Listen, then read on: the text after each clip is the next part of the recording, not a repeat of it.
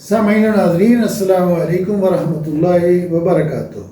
تدریس القرآن کے ذریعے ترجمہ قرآن سیکھنے کا جو آسان طریقہ ہے، اس میں آج ہم سورہ البقرہ کی آیت نمبر 39 کا مطالعہ کریں گے۔ اعوذ باللہ من الشیطان الرجیم، بسم اللہ الرحمن الرحیم۔ والذین کفروا، اور جن لوگوں نے کفر کیا۔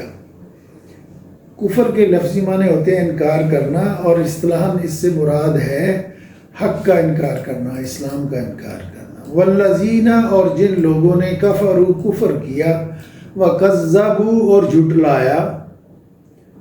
کاذب، کذاب، کذب بیانی یہ اردو میں استعمال ہوتے ہیں۔ والذین کفروا، اور جن لوگوں نے کفر کیا، وکذبوا، اور جھٹلایا، بآیاتنا، ہماری آیات کو۔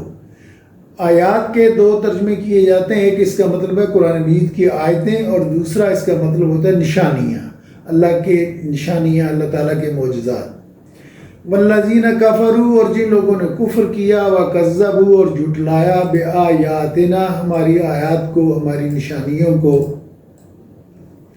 اولئک، وہی لوگ، اصحاب النار، آگ میں جانے والے ہیں۔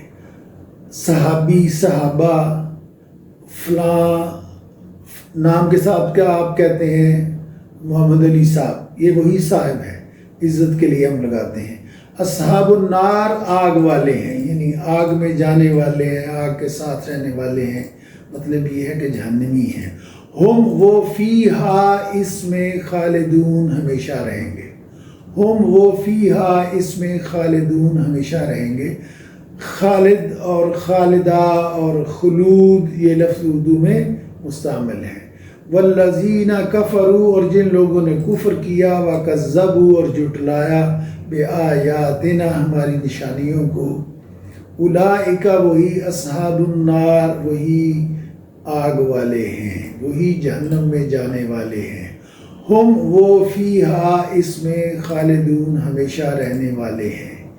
یعنی جن لوگوں نے کفر کیا اور اللہ تعالیٰ کی نشانیوں کو جھٹلایا، وہ لوگ جہنم میں جائیں گے اور اس میں ہمیشہ رہیں گے۔ ایک دفعہ سن لیجئے۔